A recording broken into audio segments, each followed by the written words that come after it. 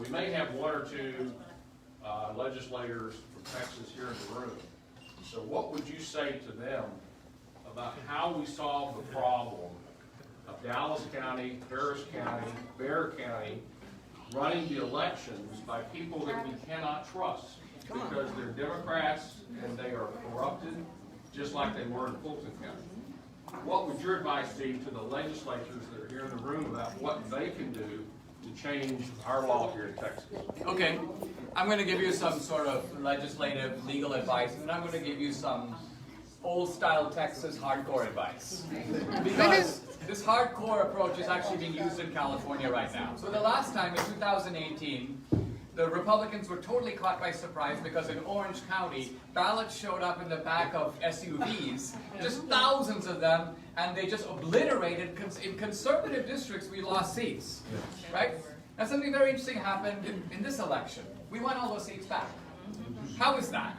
Very simply, more SUVs showed up on our side. I was talking about legal stuff. So ballot harvesting in California is legal, right? And California controls the system. And it's not like Texas because the left sets it up. Our side just decided, if that's the way you want to play, we'll play by your rules. Okay, we're going to play by your rules. Yep. And we're going to get really good at your rules, and we're going to beat you at your own game. So the truth of it is, the simple truth of it is, if they want to produce ballots in Philadelphia, we produce ballots upstate that override the ballots in Philadelphia. So, in other words, we play by their rules because it's easier than trying to prescribe the rules to them. The major problem, though, is in the major metropolitan centers like Atlanta, as we talked about, we have people that are actually running the elections. They're supposed to run them in accordance with what the legislature has said. Same thing here in Dallas and Houston, Harris County, and they aren't doing it. Right. The people that are running the elections are not following the direction that's been given to them by our state legislatures. And we control, the Republicans control most of the legislatures in the United States. So what can the legislatures do to take the power away from the people in the major metropolitan areas so that they cannot violate the law and then leave it upon us to try to prove that those votes weren't valid or something? What is your suggestion? Okay, so, I mean, what's so incredible about this is in an age of technology, right, where everything is being recorded. This would be like you telling me that at the Bellagio Casino, they're rigging the roulette table. And I would say, wait a minute, in the age of surveillance, are you telling me that people can rig the roulette table? So what I'm getting at is, the legislatures are not serious in saying, listen, okay, these are rules, and quite frankly, we're going to be monitoring this electronically, and if we notice any deviations, we're going to call the FBI, right? So there's going to be immediate prosecutions, investigations, lawsuits, and in other words, having a law... If there's no justice, there's no republic.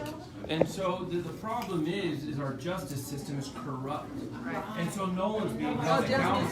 Oh, you want to get the FBI guy? Okay, we got you. I mean, they've corrupted the whole system. Well, let's back up. Let's back up. So the ordinary FBI agent, I don't think is corrupt. Sure, and I agree with that. Right, okay. I agree with What's that. happened is that basically starting with Clinton, but accelerating under Obama, they gangsterized the FBI at the top level.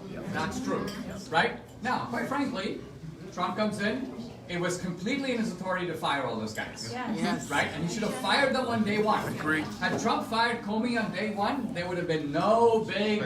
I don't even know if there would have been any Mueller report. No. Yeah. But Trump dithered on that. He was uncertain. He didn't go for it. So, which means our side, and this is my broader point, our side does not take the scope in of what's going on early enough. I'm just saying, okay, but now we know.